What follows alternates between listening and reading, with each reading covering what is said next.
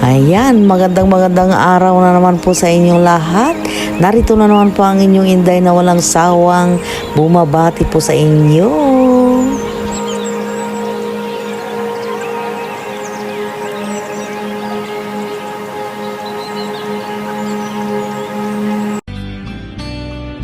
I know I would be nothing without you.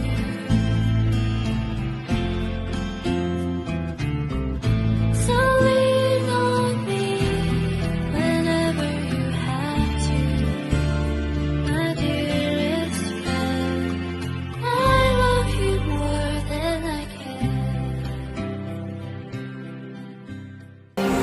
Tanging itong video na ito ang nagsisilbing alaala na lang sa akin, guys. At hindi ko po alam kung kailan po ako makakabalik sa Australia. At may bangat muna tayo ng usapan, guys. Ngayon lang po ako nakakita ng ganyang barko, guys. Oh.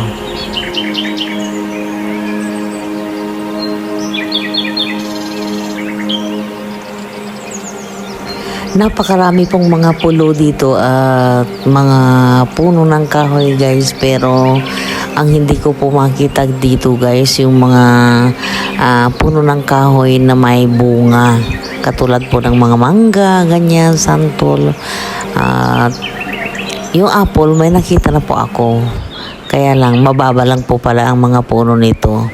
Pero yung katulad po dito sa atin na mga sampalok, ganyan, mga kasoy, wala po akong nakita. Ang hilig po nila dito, nagtatanim po ng mga puno na may mga bulaklak. Alam mo ninyo, habang kami naglilibot-libot po dito sa lake na ito, ang hinahanap ko at pinagmamasdan yung bangka, kung may bangka man ho dito. Nakarating na po kami doon sa city, hanggang sa pag-uwi po namin wala ho talaga akong nakitang bangka. Nagagandahang mga sasakyang pandagat po ang makikita po ninyo dito, at saka bawat bahay po dito na nasa tabing lawa, guys, ay mga magaganda talaga, at may mga kanya-kanyang resorts po yung mga homeowners po dito. At kanina napansin ko rin po na wala po akong nakitang mga bakod po na gawa po sa semento, lahat po gawa sa salamin. Ang gaganda po talaga. Yun lang naman po ang naiba po dito sa Australia. Pero wala rin naman pong ipinagkaiba po sa 100 Islands, guys. Ganun po kaganda din po ng mga island po dito. Oo. Magaganda rin naman po ang mga dagat po dito sa atin at saka mga lake, guys. Maliban po doon sa malapit sa Kamaynilaan o kaya sa lungsod, guys. Ang natatalo lang po tayo sa kalinisan dahil po yung dagat nila at saka yung lake, ganyan, mga ilog, napakalinis po. Wala kang makitang naglulutang ang mga basura. Iba-ibang lahi din po ang mga nagmamigrate dito sa may Australia, guys. Karamihan po dito mga Inchik at saka mga Indian, guys.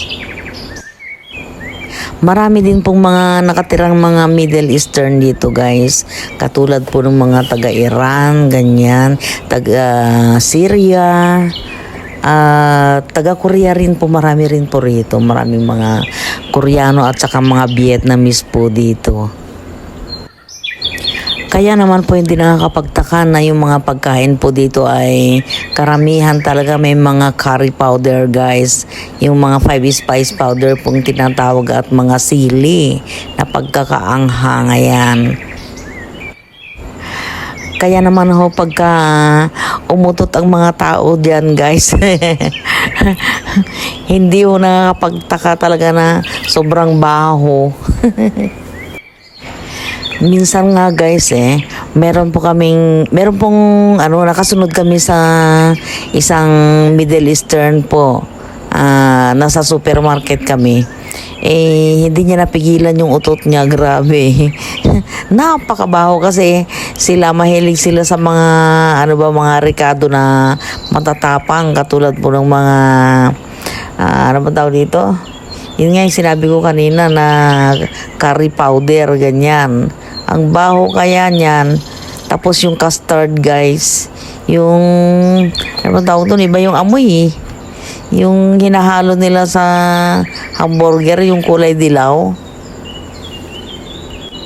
Kailan kaya ako makakasakay niyan, guys, oh?